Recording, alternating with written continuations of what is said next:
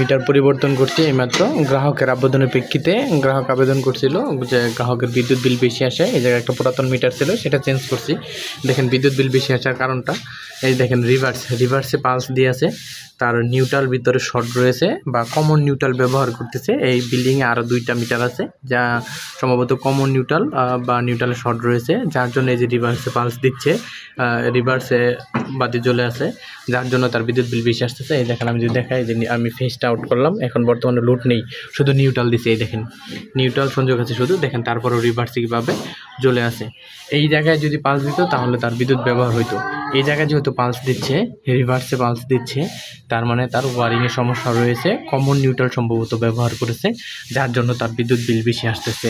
তো এই সমস্যাটা যদি সে ওয়ারিংটা আলাদা না করে তাহলে কখনোই বিদ্যুৎ বিল কম আসবে না, বিদ্যুৎ বিল কম আসার কোনো সুযোগও নেই।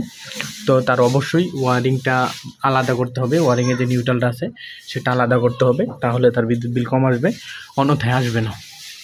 তো আপনারা যারা বিদ্যুৎ বিল বেশি আসলেই মিটার চেঞ্জ করার জন্য ঝাঁপিয়ে পড়েন, তারা অবশ্যই মিটার চেঞ্জ আগে আপনার ওয়ারিংয়ে সমস্যা আছে কি না সেটা দেখে নেবেন, দেখে যাচাই করে হয়ে নেবেন, কনফার্ম হয়ে নেবেন যে আমার মিটারে সমস্যা না আমার ওয়ারিংয়ে সমস্যা।